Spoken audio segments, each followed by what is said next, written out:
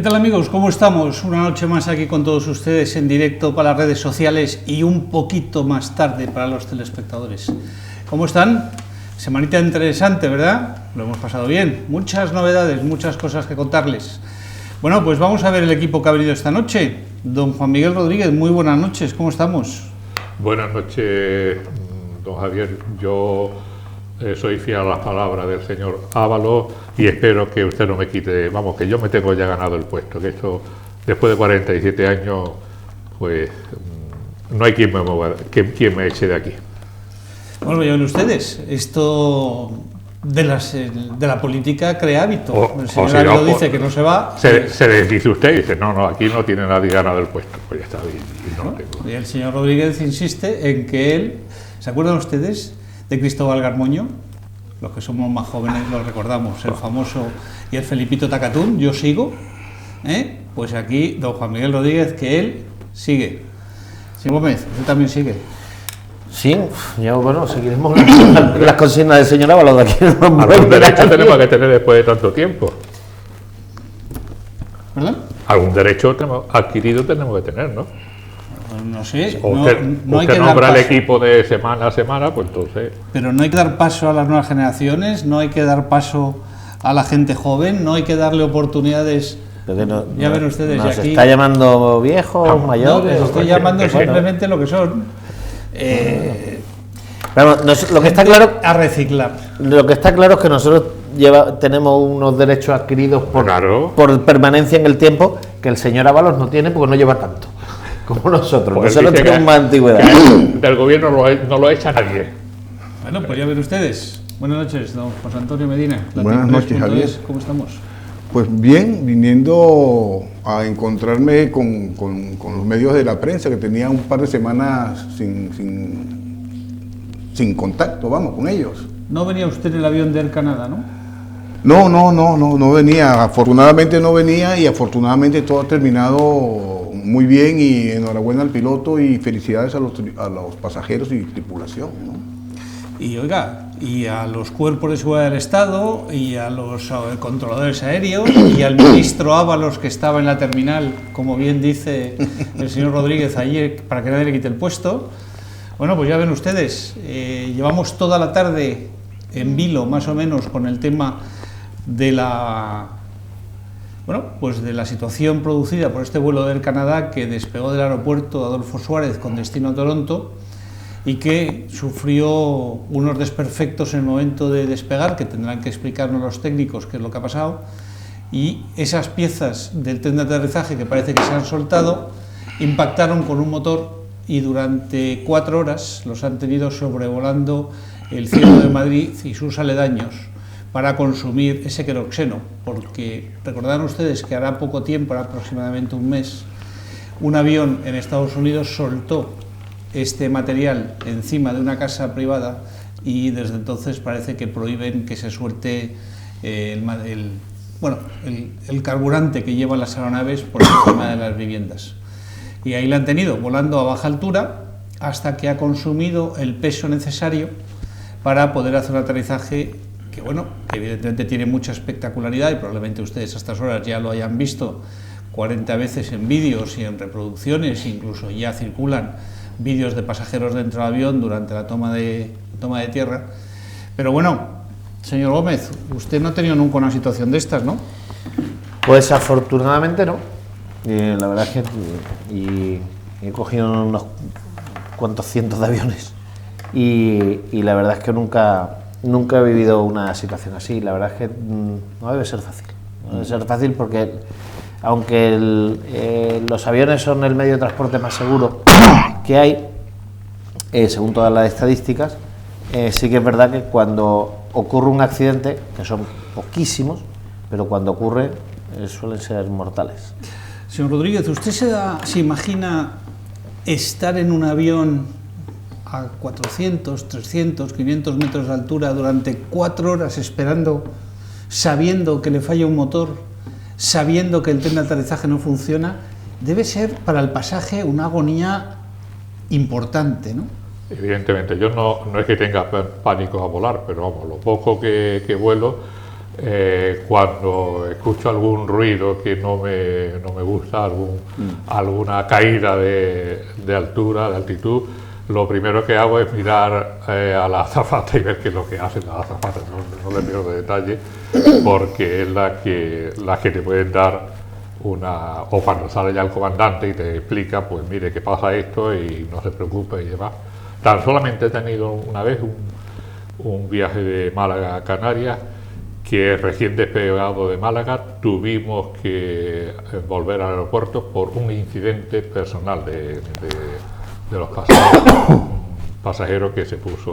Entonces el comandante se negó a hacer el vuelo con ese pasajero flamenquito, ¿no? Y entonces tuvimos que volver, aterrizar, esperar a que llegara la Guardia Civil y retirar al tal individuo. Pero otro incidente no. Bueno, y también un vuelo a Ibiza, que nos lo demoraron toda una mañana, porque el vuelo era Ibiza-Madrid, Ibiza-Málaga, Málaga-Ibiza, y el de Ibiza-Málaga vino averiado y tuvimos que esperar allí en la pista del aeropuerto a que lo repararan.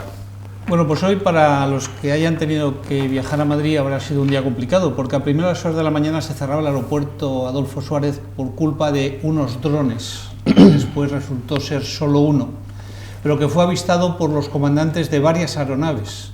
O sea que el dron, que aún no se han dado más detalles de él, debía ser, imagino yo, suficientemente grande para que un comandante en vuelo, aterrizando en el Adolfo Suárez, fuera capaz de identificarlo. Es un peligro ahora ya para la... En Inglaterra hubo bastante lío con esto de los drones, hace poco. ¿Ustedes le han comprado drones a sus hijos? No. Todavía no. No, me parece un aparato curioso, tiene su funcionalidad y está muy bien, pero creo que es un poco como estos artilugios que la tecnología está sacando, ¿no?, al mercado, los patinetes, por ejemplo. Pues los drones serán efectivos, habrá que usarlos, pero que habrá que regular su uso y que no sea una viña sin amo, igual que el tema de los patinetes eléctricos.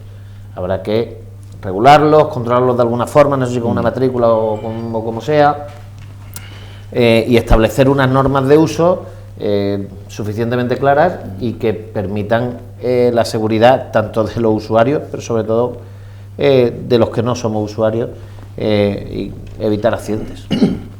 Sí, bueno, los drones sin duda alguna tienen una utilidad. Por ejemplo, en la prensa audiovisual son fundamentales, ¿no? Para mostrar una ciudad, por ejemplo, como Marbella, ¿no?, desde el aire, ¿no?, o los campos, o los ríos, o los mares. En fin, tienen una utilidad, pero sin duda alguna coincido en que yo desconozco la regulación del espacio aéreo y desconozco si los drones están regulados para ser, por ejemplo, utilizados dentro de un espacio aéreo como es un aeropuerto, ¿no? Eso a todas luces parece que es algo ilegal, vamos, ¿no? Pero bueno, lo desconozco, pero le doy la utilidad necesaria y creo que es un avance imparable, ¿no? Cuando salieron yo recuerdo que no se le veía mucha utilidad y de repente ahora hacen fotografías, hacen tomas focalizadas, son muy útiles y bueno, bienvenidos sean, pero con control, como decía Paco, incluso los patinetes son muy útiles, pero también hace falta caminar más y llevarlos con cierta precaución porque van a unas velocidades que meten miedo a veces, Y no olvidemos el uso militar que le ha dado Estados Unidos a un dron sí, hace 2 semanas para quitar fulminantemente, además con una precisión 100%, a un enemigo peligroso. Pero esos son más grandes. Esos son Ya, realmente como sí, un avión grande no tripulado, es tripulado a distancia. Bueno, yo la verdad es que todo esto de los drones me coge como la tecnología, me coge un poco a desmán. Fíjense ustedes que yo cuando salieron los primeros teléfonos móviles con cámara de fotos siempre pensé que a quién se le iba a ocurrir hacer una foto con un teléfono. Y ya ven ustedes. De profeta no está seguro. Tiene poquito de profeta, Ya ven ustedes que a mí no me pregunten porque nunca dije yo, esto de la cámara de fotos. De Julio Verne no. ¿Quién va a hacer una foto? ¿Qué voy a hacer yo? ¿Me voy a ir al supermercado a hacer una foto al chorizo para mandarla a mi mujer a que vea el chorizo? Pues oiga, pues sí, se hace. Pues lo hago. Pues efectivamente, pues ya ven ustedes que mejor que me esté callado. Bueno, 2 cositas. Uno con la tecnología. Esta mañana, perdonen que hable en primera persona, me he desplazado al Palacio de Congresos de Málaga para ver una feria sobre hostelería y ya he visto el primer camarero robot. Lo tenían allí y era un poco la atracción. Además de los show cooking, de los grandes cocineros, 3 estrellas, Michelin, que estaban allí, pero un camarero robot, y ahí estaba, sirviendo copas. Pero yo creo, como estamos hablando, que la tecnología es algo que viene arrollando, ¿no?, a la sociedad moderna, ¿no? Pero, hombre, a lo mejor yo también tengo muy poquito de pitonizo y de profeta, como hemos dicho que tú lo tuviste con las fotos, ¿no? Pero a mí se me viene un poquito cuesta arriba el que nos atiendan en un restaurante, por ejemplo, en un chiringuito de playa, un robot, por ejemplo, ¿no? Se me hace bastante complicado. A lo mejor, no sé, dentro de 20 años resulta que son robots que son más rápidos que el ser humano, pero la idea es que los robots no sustituyan a la persona, sino que sirvan a determinados servicios, ¿no? Bueno, pues este justamente servía. Bueno, claro que sí, si hacía de camarero, claro que sí. Me llamó la atención hace nada que salió que Málaga iba a instalar un autobús sin piloto, recorriendo un autobús de línea urbano, y ya está funcionando. O sea que, y eso será un robot, me imagino, que tendrá sí, claro, eso es un algo robotizado. Robot que leerá algunos postes con algunas señales y sabe por dónde tiene que parar y demás, ¿no? Y con el 5G será la nueva revolución industrial, ¿eh? El 5G. Señor Gómez, me ha puesto nuestro amigo señor Medina, un capote hablando de que los drones se utilizan para la prensa. Hoy tenemos una mala noticia en la prensa. Sí, la verdad es que sobre todo en Marbella. Hoy yo he conocido a través de Twitter que Diario Sur ha decidido prescindir de casi todo el personal de su delegación de Marbella. De las 5 o 6 personas que había, 3 dejan de formar parte, creo que son 3. Y si no estoy equivocado, Diario Sur no publicará más la edición de Marbella Estepona, sino que dentro de la edición general pues habrá un apartado, o sea, habrá noticias de Marbella, pero no habrá una edición específica como había antes de Marbella Estepona. Y creo que también ha cerrado Sur en ruso. Bueno, lo de Sur en ruso no sé qué difusión tenía, puedes tener su razonamiento, pero Sur, Marbella, Estepona, o sea, que Diario Sur prescinda de una edición para un territorio que tienen pues 200 y pico mil, 250.000 habitantes, no es una buena noticia, desde luego. Sí, es verdad que es una noticia que ha sorprendido a todos los que estamos ahí en el medio, ¿no? De las personas que salen, es cierto, una de ellas es una colega que se llama Charo, bueno, le llamamos Charo, quiero decir, ¿no? Pero ella creo que está bajo contrato y entonces el contrato que tiene parece que sencillamente no se renueva. Y, bueno, está la excusa. ¿Pero qué Charo? ¿Charo Márquez? Sí, exacto. No, pero creo que Charo Márquez es la que se queda llevando Estepona. Ella se queda. Héctor Barbota se queda llevando Marbella, se queda el delegado comercial, que es Leandro, y bueno, José le seguirá haciendo las fotos. Sinceramente desconozco el tema. Y creo que es Mónica... Mónica se regresa a Málaga. No sé, aquí, parece que Mónica tenía problemas de espalda. Que dejan de estar aquí es Mónica, te lo diré porque... Bueno, de todos modos, independientemente de las personas afectadas, sí, a las cuales le mandamos Mónica Nieves y otra más. Nuestro más sencillo, sincero abrazo, pues porque a nadie le es cómodo que en un momento determinado prescindan de él. Es malo que un medio de comunicación, ¿verdad, señor Rodríguez, se vaya? Es evidente, pero es el signo de los tiempos. La prensa en papel, la prensa escrita en papel, está de capa caída en todas partes, ¿no? Hoy tenemos, gracias a lo que Antonio Escotado decía del móvil, señalando que es que hoy yo tengo con un móvil, tengo toda la información mundial al momento. Entonces, claro, si tú a cada minuto estás recibiendo 6 mensajes de flashes de noticias, pues a mí se me quita la gana mañana ir a comprar un periódico para enterarme de lo que ha pasado. Pues ya lo sé desde ayer. Es que eso es un problema, la gratuidad de la prensa en Internet es un problema. Es verdad que, hombre, todo lo que nos den gratis, pues, verdad, está bien y tal, pero al final, cuando nosotros abrimos diariosur.es o el ABC o El País o El Mundo o cualquier periódico, detrás de lo que vemos nosotros en nuestra pantalla hay profesionales que elaboran esas noticias y que necesitan cobrar un sueldo para vivir. Si tenemos esa información, esos periódicos digitales gratis, al final, ¿qué ha pasado con Diario Sur? Ha cerrado, entre comillas, cerrado su web, o sea, tenemos acceso a titulares, pero no tenemos acceso a ver el contenido de noticias, a no ser que esté suscrito y demás, y eso debe ser efectivamente la tendencia. Pero la gente lee, el problema, yo siempre me pregunto, cuando no hay una contestación a estos temas y los medios no acaban de ponerse de acuerdo, ¿usted lee el artículo de fondo o se queda en el titular? Y cuando digo usted, hablo de los telespectadores, no le voy a poner cantidad de ceros detrás que nos están viendo. Bueno, cuando uno compra... Uno va, como usted ha dicho, voy a Twitter, veo el titular y ya está, y me quedo con el titular. Cuando uno compra un periódico o coge un periódico en papel, se lee la noticia. Cuando yo cojo, voy a hablar de lo que yo hago, que no quiere decir que sean los hábitos de todo el mundo. Yo cuando cojo un periódico en papel, leo más texto de noticias que cuando lo veo, por ejemplo, en el teléfono o en una tableta. ¿Por qué? Porque mi hábito es que cojo la tablet y le hago un repaso a distintos periódicos. Yo veo Diario Sur, veo el ABC, veo El País, veo El Mundo, y con una mezcla de todo más o menos me hago una idea de lo que creo que será la verdad de la noticia.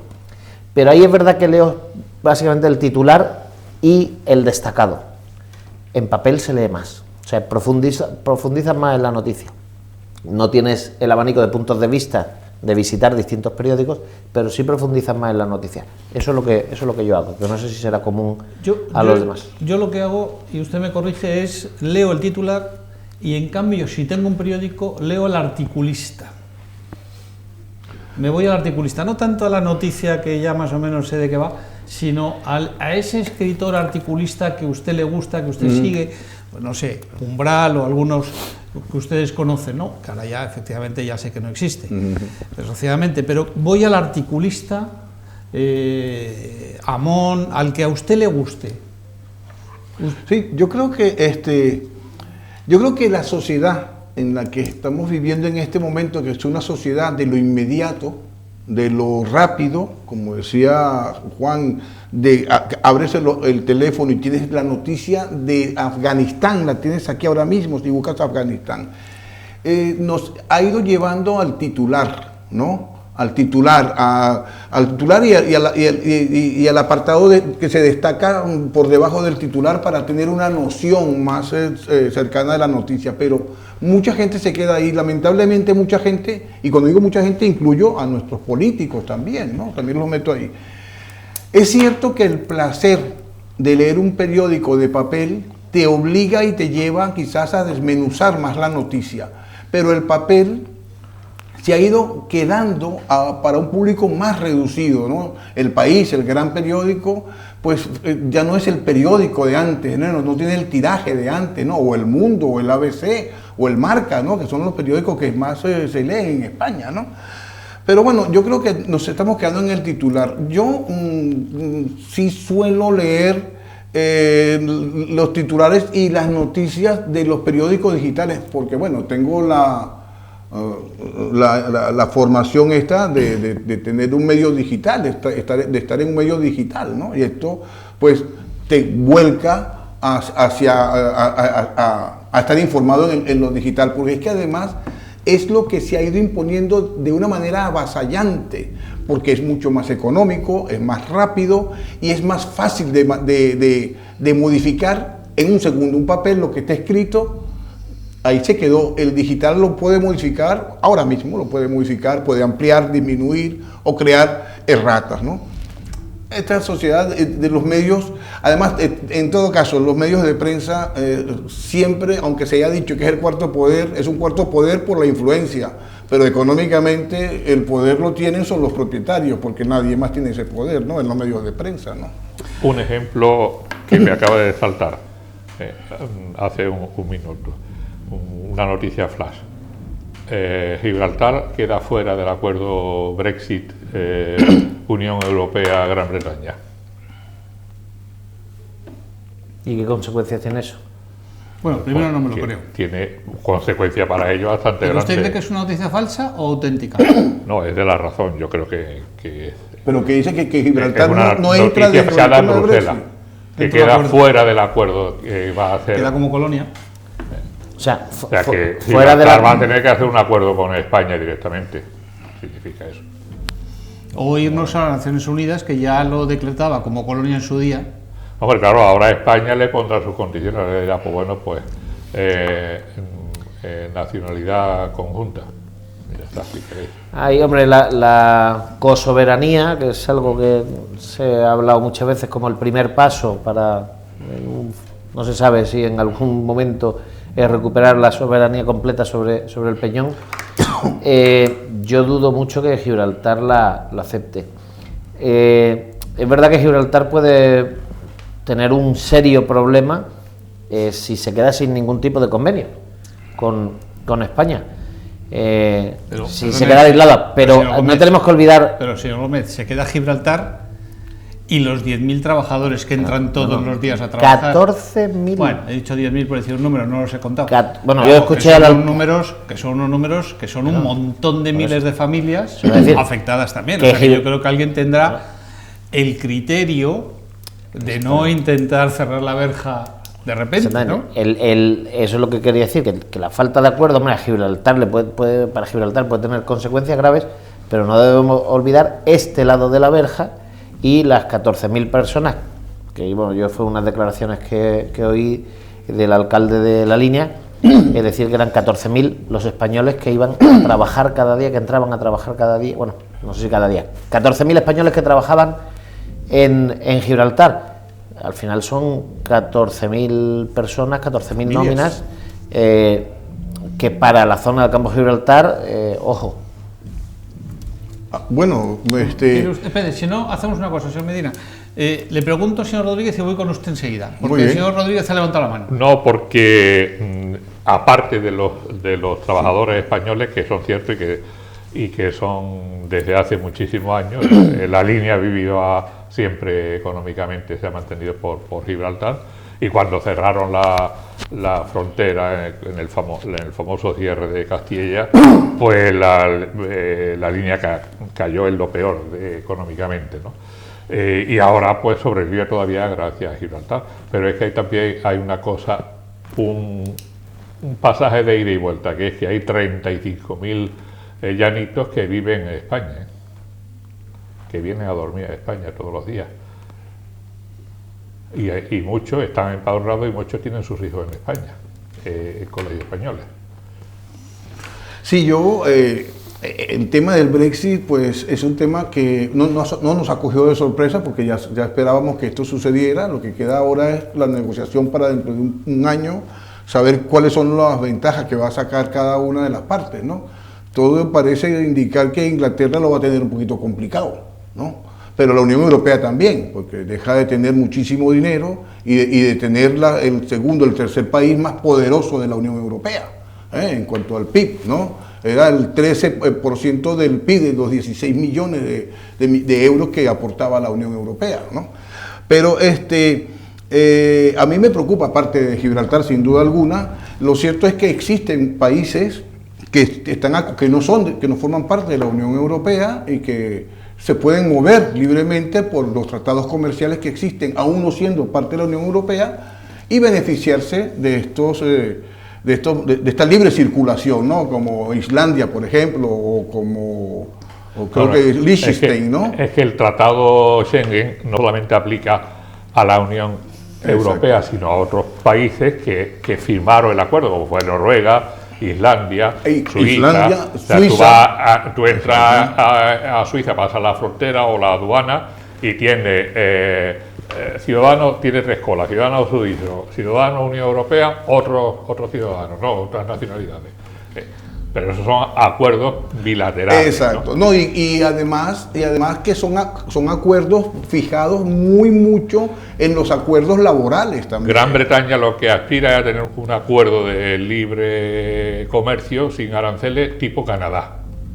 Es lo que están sugiriendo el famoso Boris Johnson. Pero déjame que concluya el tema Gibraltar, que está muy bien, pero quizás el mensaje que yo más quiero lanzar aquí son para los británicos que viven en nuestra ciudad, ¿no? Que son 4.000 británicos empadronados, residenciados aquí, y subiendo el número de empadronamiento de acuerdo a la concejala de extranjeros aquí en Marbella, que es Remedio Bocanegra, ¿no? Que ha habido 600 nuevos empadronados británicos aquí en Marbella. Bueno, decirle a estas personas que seguramente están nerviosas, porque claro, tú imagínate, tú eres británico y de repente, ¿qué va a pasar conmigo? ¿Voy a poder vivir? ¿No voy a poder vivir? Van a poder seguir viviendo, pero bueno, bajo otras condiciones, ¿no? Bajo otras condiciones. Pero no está tan claro, ¿eh? Ya pasan a ser turistas. A ver si un acuerdo bilateral, 90 días máximo. A ver, perdón, a ver si no nos perdemos la cabeza. Los ingleses que viven en España no van a tener absolutamente ningún problema para seguir viviendo en España, absolutamente ninguno.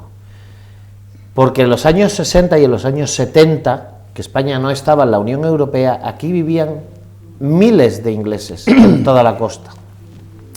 En el año 74, y creo que lo he contado alguna vez, en el año 74 tuve la suerte de que mis padres me mandaran a un colegio inglés. En Marbella entonces había 3 colegios ingleses.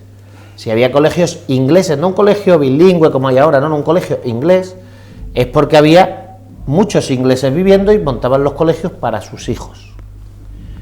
Y no estábamos en la Unión Europea nosotros. Entonces, no hay ningún problema, y el que tenga aquí sus propiedades no va a tener problema con ellos. Y el que tenga aquí su casa y esté empadronado aquí, es que es residente aquí. Bueno, que sea ¿dónde está el problema? No ningún problema, sin duda alguna. Y vamos a ver, usted va a Estados Unidos y Estados Unidos no es de la Unión Europea, ¿verdad?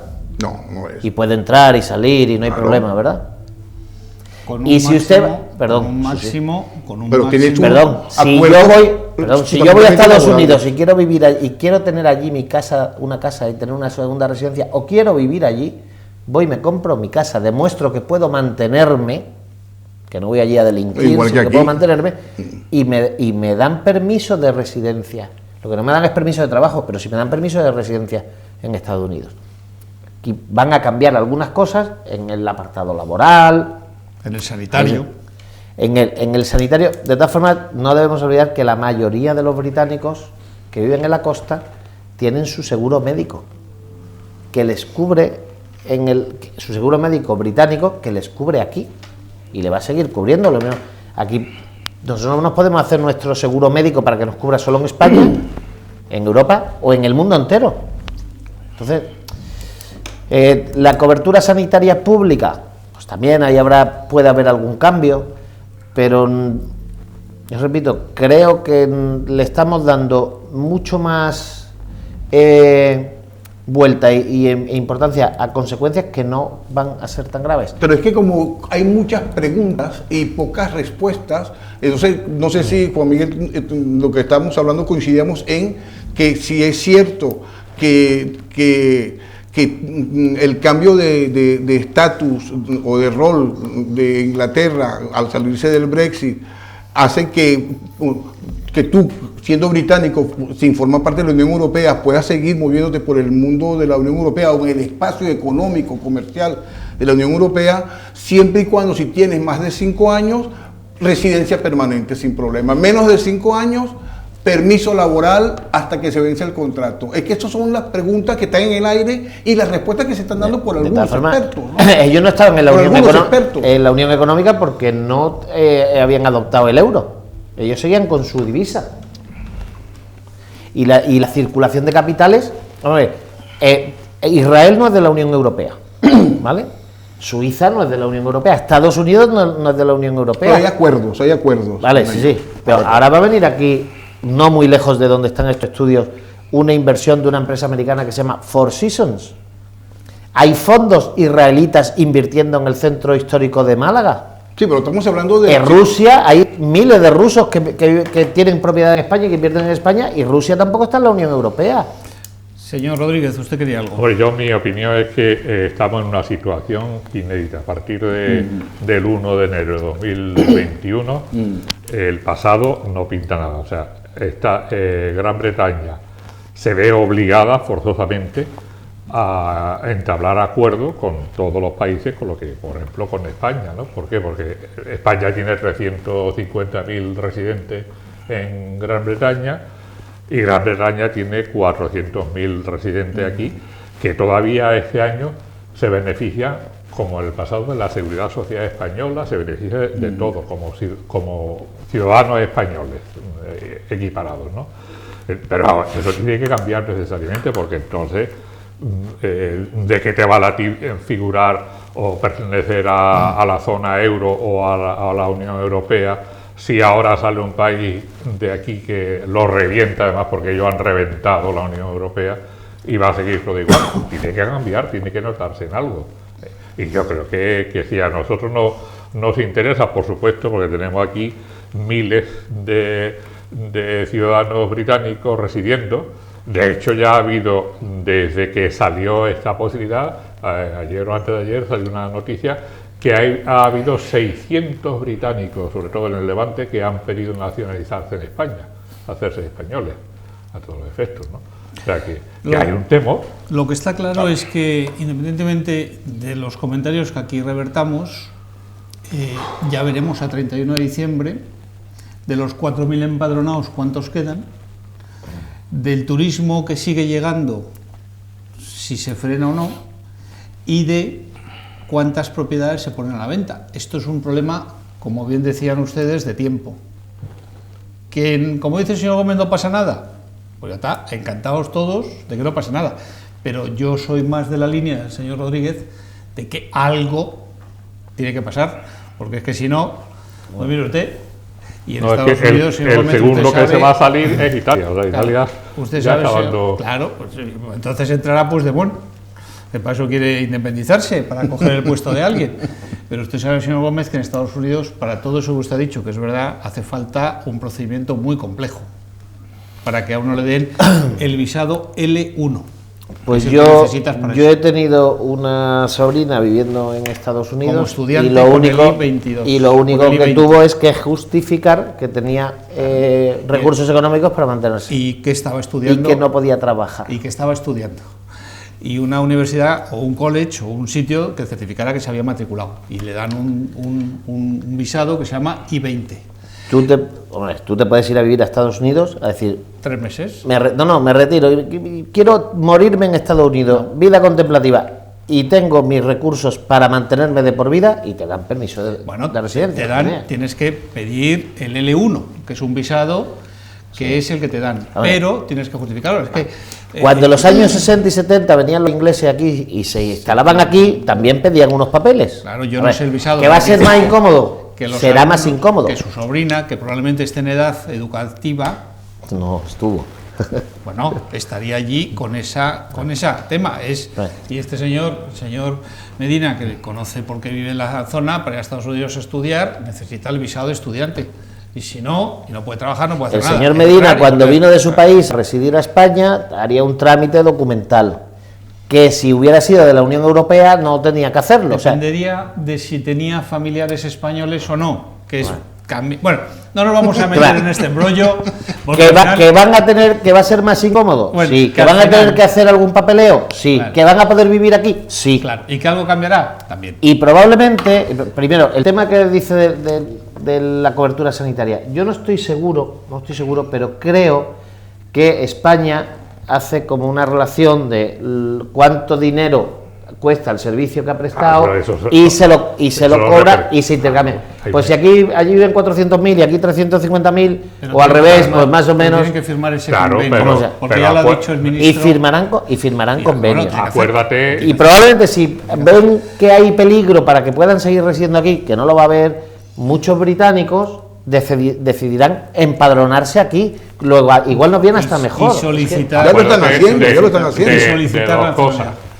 Había, Un segundito, señor Rodríguez, porque un compatriota de usted, que se llama Alfonso Rodríguez, es hoy su cumpleaños y alguien de su entorno nos ha pedido que le felicitemos.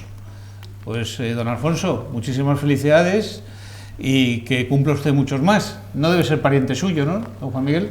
Este señor vive, Alfonso Rodríguez, vive en La Coruña y nos ven en La Coruña y alguien nos ha pedido que le felicitemos. por Pues, felicitado habido está. patronímicos y a lo mejor estaremos en alguna... El árbol genealógico de Juan Miguel es Sí. largo, Ahí ¿eh? está, don Alfonso, felicidades. Es alguien que además nos suele seguir muy a menudo y que suele comentar los programas. Bueno, pues ya está, dicho está.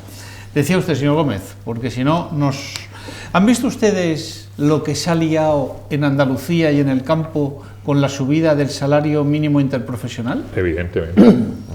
Evidentemente. Parecía que iba a ser una cosita así y han estado los varones del PSOE callaos con el tema de Cataluña, con el tema de la Constitución, con el tema de las leyes, con el tema del indulto y en cambio con el salario han saltado.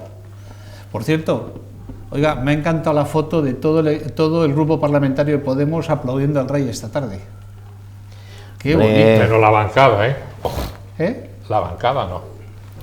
Los que forman parte del gobierno, los sí. miembros del gobierno, la bancada ha estado en silencio, según he oído. ¿No? Yo les he Yo he oído visto- lo mismo, yo no lo he visto, pero he oído lo mismo.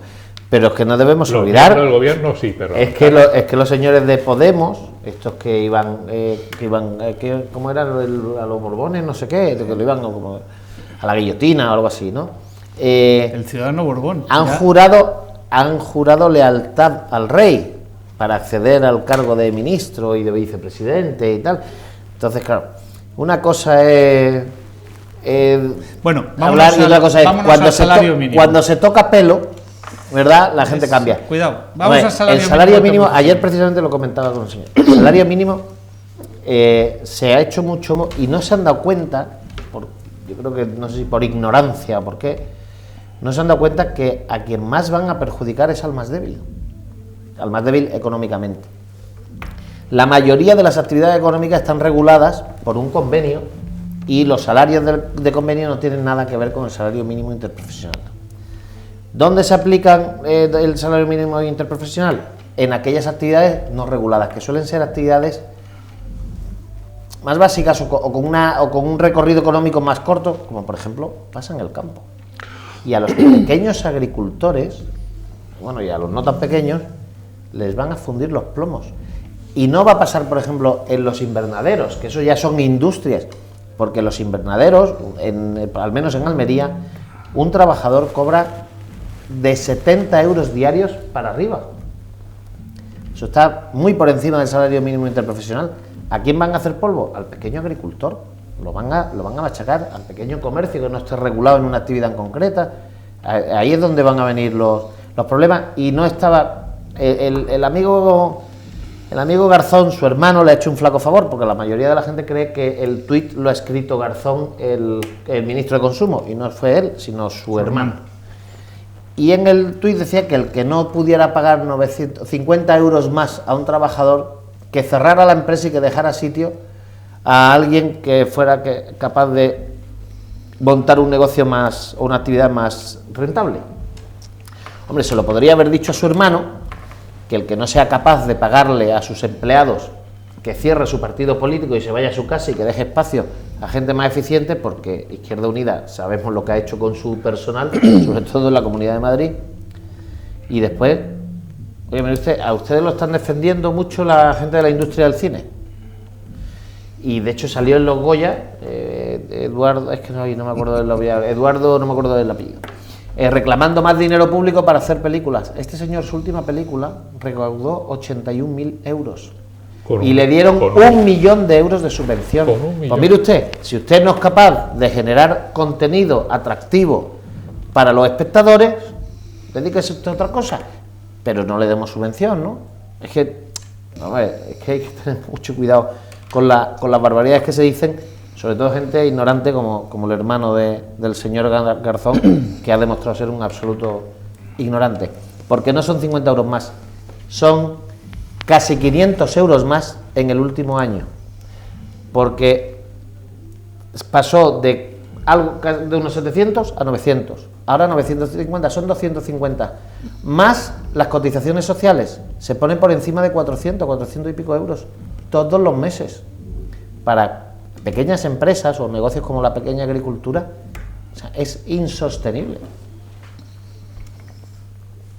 Bueno, yo sí creo que el gobierno debería de estar en este momento trabajando para saber cómo paliar ese problema con las pequeñas empresas, porque España es un país de pymes, ¿no? Es un país de pymes, pero hay que recordar también que el acuerdo que se ha firmado con el salario mínimo interprofesional se firmó con los sindicatos y con la patronal también, ¿no? Incluso con el representante de la pyme ahí presente.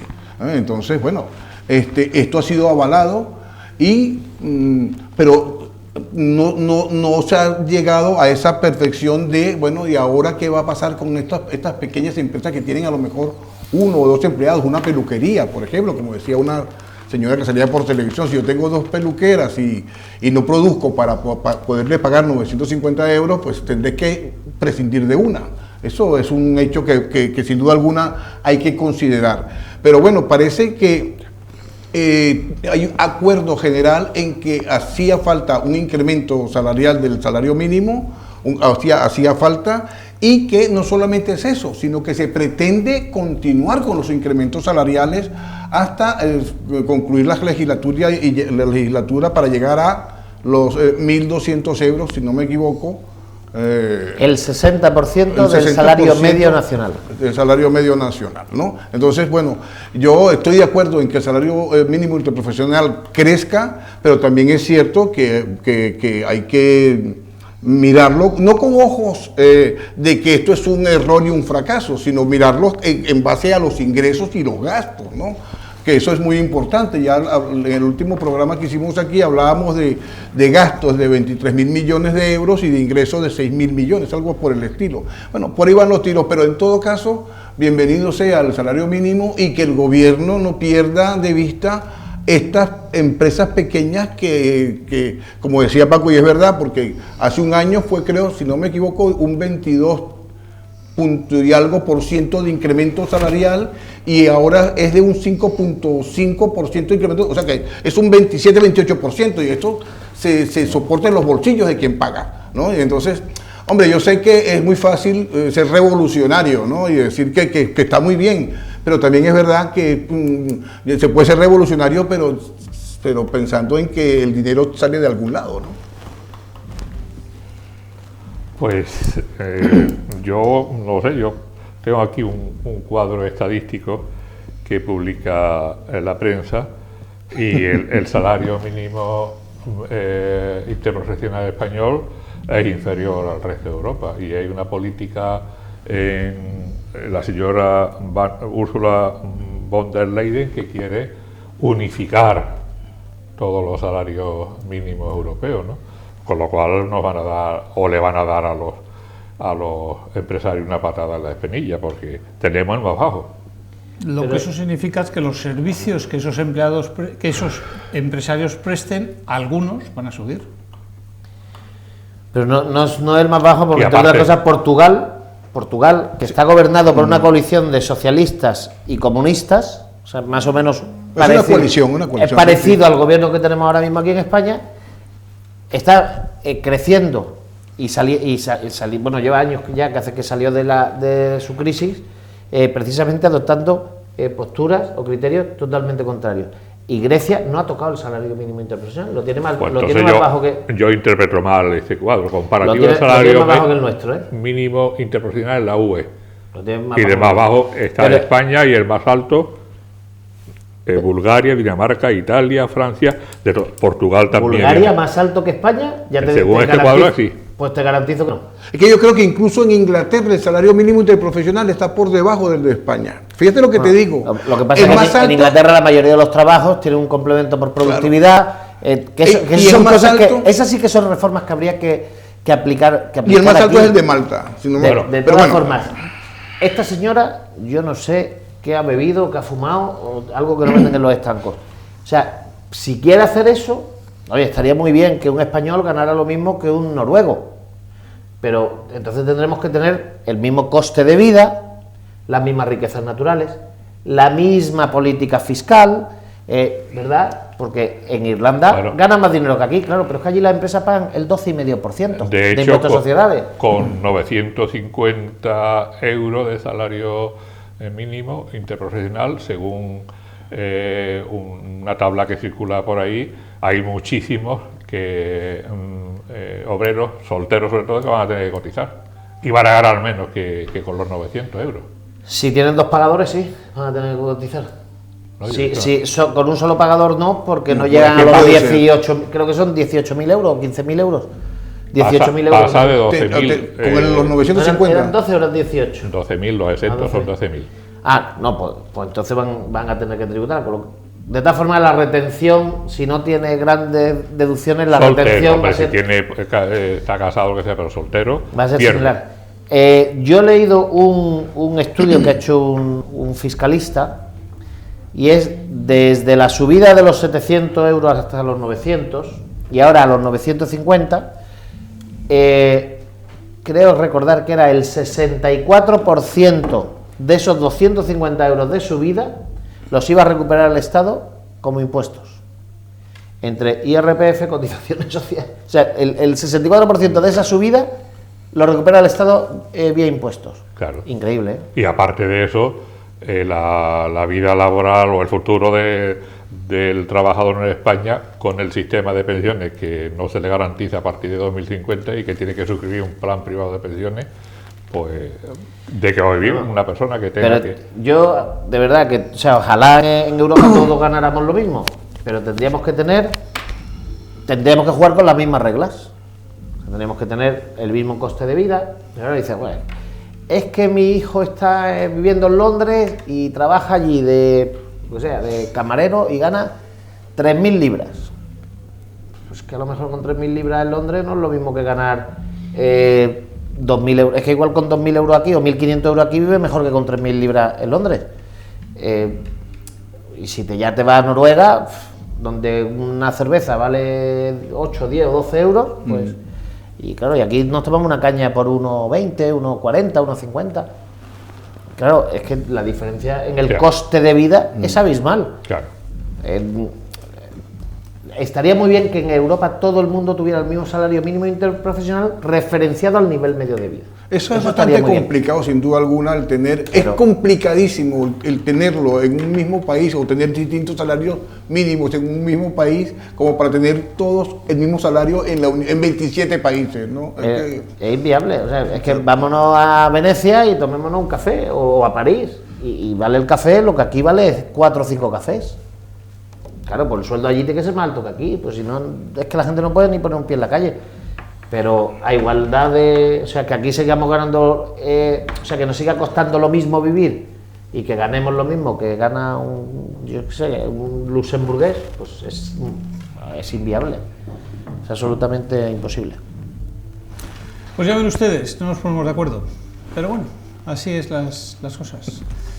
Hoy he oído a la alcaldesa hablar de la Ciudad de la Justicia. ¿Qué va a pasar con la Ciudad de la Justicia? ¿Dónde y cuándo? ¿Qué va a pasar con la Ciudad de la Justicia? Pues la verdad es que no tengo ni idea. No tengo ni idea. Porque parecía que se habían puesto de acuerdo todo el mundo, el PSOE, el PP, Ciudadanos, todo el mundo se había puesto de acuerdo. Eso antes del cambio de gobierno en la Junta, cambia el gobierno en la Junta, pues mejor todavía.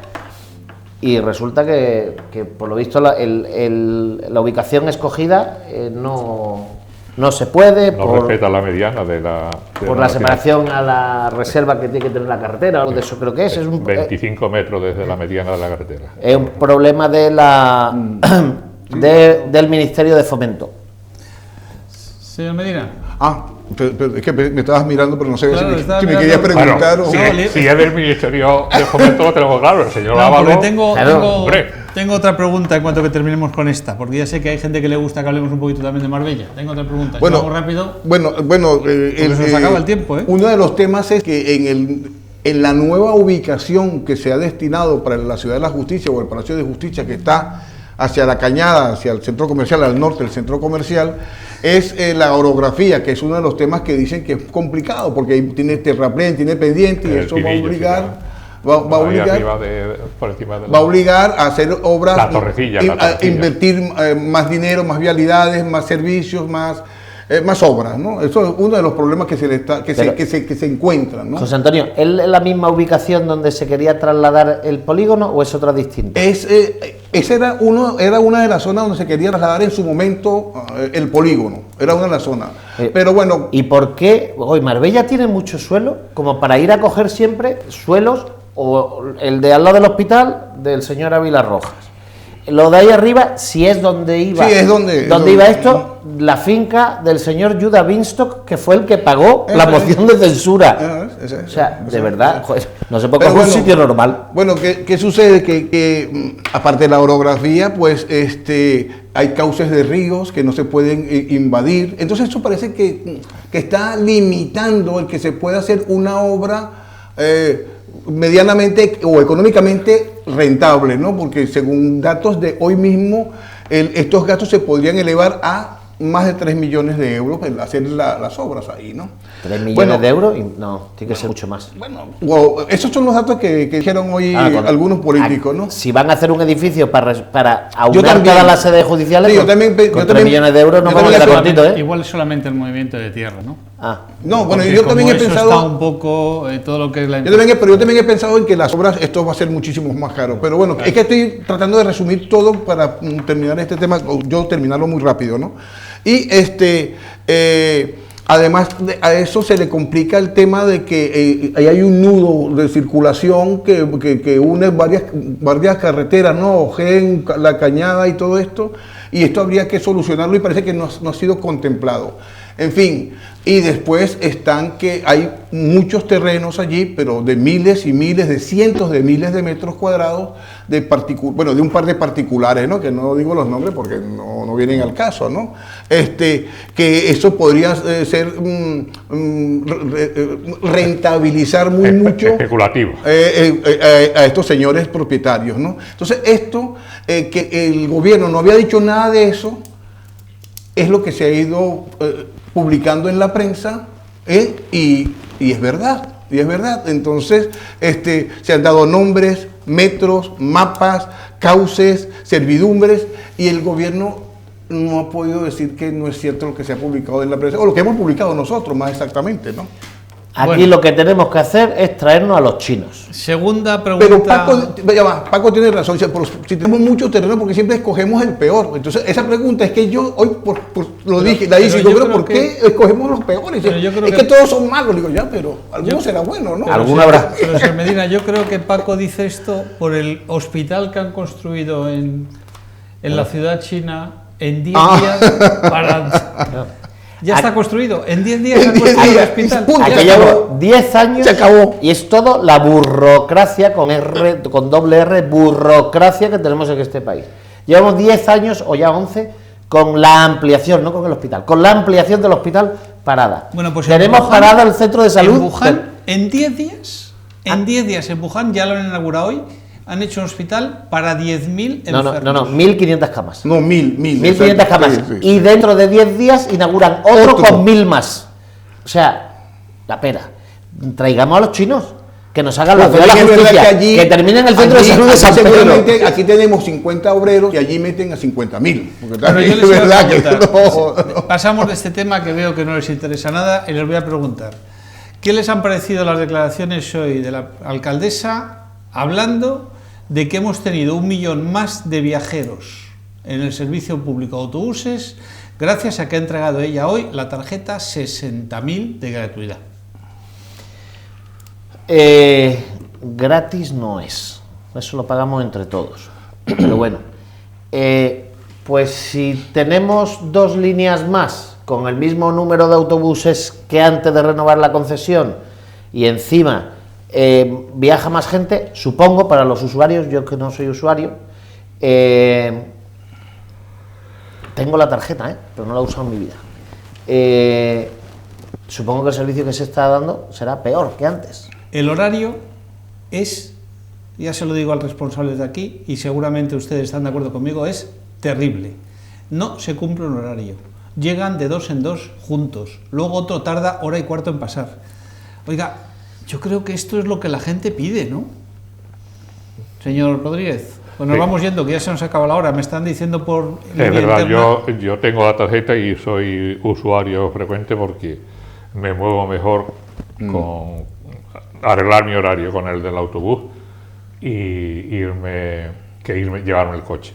Pero es cierto, el horario no se cumple, tanto de demora como de avance. Que a lo mejor te dice, pues a las 4:20 tengo que estar, a las 4:20 ya ha pasado.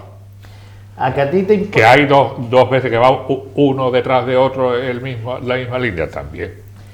¿A que preferirías que fuera puntual aunque te costara 1,15, 1,18 que valía? Claro. Bueno, lo bueno que sí la mejora que sí he visto es que te puede descargar la aplicación y desde tu casa te dice, pues, a la... Pero no se cumple. ¿No? Sí, en el vivo sí, en el trayecto en vivo sí. No, en la aplicación que usted tiene no se cumple. No, yo no la usa mi... Pero no se cumple. Yo le digo que conozco gente que la usa. Yo uso que dice a las 8:33 y no yo uso el tablero, el anuncio que pone la parada, ¿no? Esa es mi referencia. Ese a lo mejor funciona. El de la aplicación del móvil... Pero el del móvil y dice, no, tú entras en el móvil y te dice cuánto falta por llegar no se cumple. Y muchos días falla. Debe ser que hay sobrecarga y falla la aplicación. Las dos, Movit y Málaga Avanza, las dos fallan. Señores responsables del ayuntamiento, tomen nota que eso no funciona. Ya que estamos hablando de transporte, déjeme darle a los telespectadores una buena noticia. Señores, el tren litoral está más cerca de llegar a Marbella.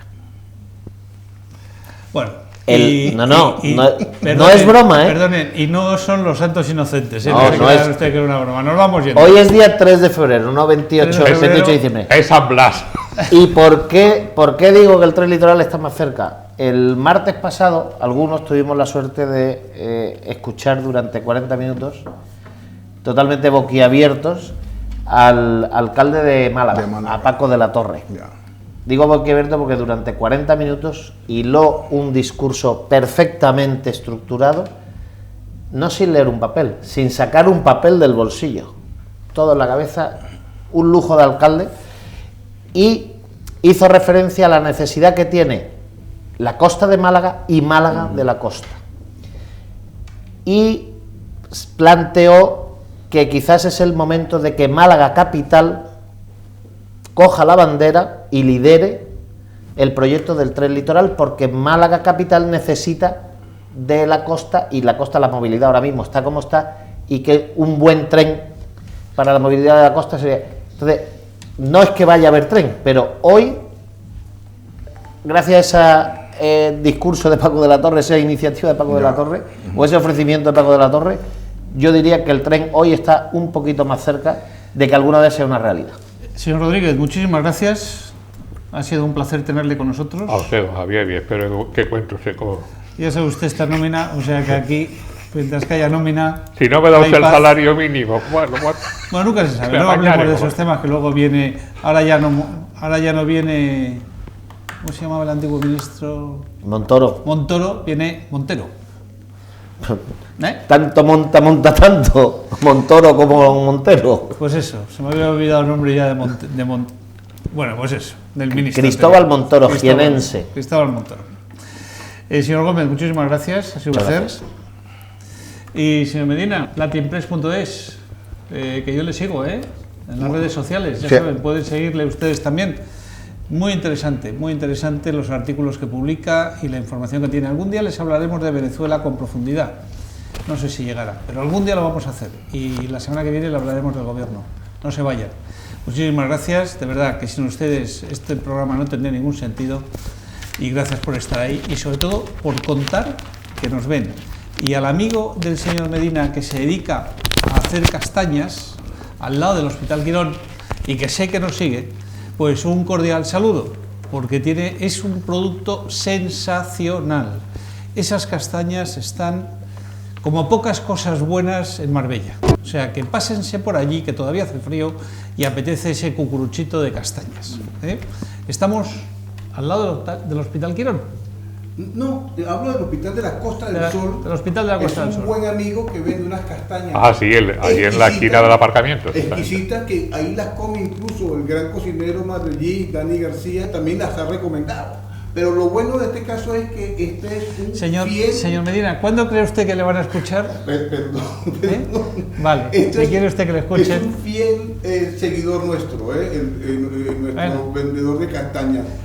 Nos acordaremos del nombre, que siempre, no lo hemos dicho. Siempre que le veo, me lo dice, que os veo, y también nos regaña, Hace bien, está hace muy bien. Bueno, Muy bien. pues dentro de 2 lunes, antes de venir al programa, se pase usted por allí y nos trae un cucuruchito que la probemos. A todos, lo dicho, a los que nos hablan, a los que nos critican, gracias por criticarnos, porque nos anima, nos espolvorea y nos da ilusión. A los que nos alaban, bueno, pues está bien, pero bueno, También. mejor que nos critiquen. También. Gracias y hasta la semana próxima.